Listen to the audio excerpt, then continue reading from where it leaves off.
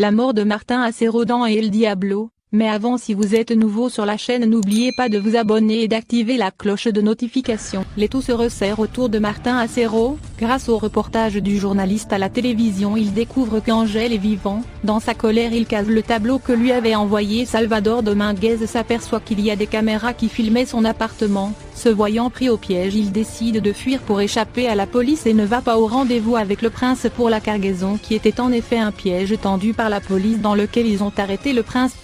Le policier Jimmy Cardona, Angel, Manuela suppose tout ce que Martin va s'enfuir. La police le recherche mais il ne le trouve nulle part. La police découvre aussi le corps de sa mère Graciela qui s'est suicidée.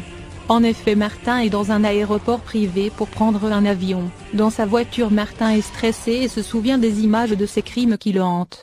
L'hôtesse vient lui dire que l'avion sera prêt bientôt. Martin en attente s'impatiente.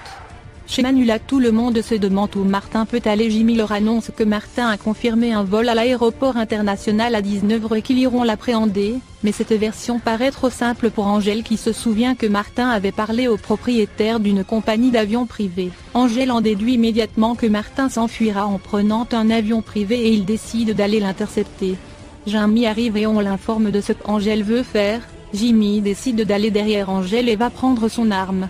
Angel dans la voiture arrive à avoir les renseignements d'où partira l'avion de Martin Acero. Martin nerveux est toujours en attente de son avion pour s'enfuir. Angel dans la voiture est en route pour l'aéroport où se trouve Martin. Jimmy l'appelle et lui dit de le rejoindre.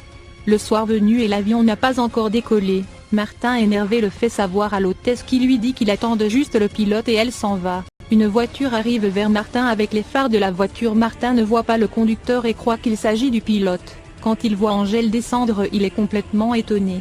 Martin demande à Angel comment il a su qu'il était là et Angel lui répond que le triste bénéfice qu'il soit son fils c'est qu'il pense pareil. Et Martin lui dit qu'il reconnaît que le coup du tableau était une bonne idée et Angel répond que ce qu'il a appris dans cette histoire c'est que chacun est responsable de son destin, peut choisir de faire du mal ou pas et qu'il est venu l'arrêter. Mais Martin sort une arme et la pointe sur Angel et lui dit qu'il va le tuer. Au même moment Jimmy arrive et dit à Martin de lâcher son arme mais Martin lui tire dessus, Jimmy tombe. Angel et Martin s'affrontent, Martin donne un coup de poing à Angel qui tombe et il prend sa voiture et s'enfuit. Jimmy et Angel vont à sa poursuite. Ils tirent sur la voiture.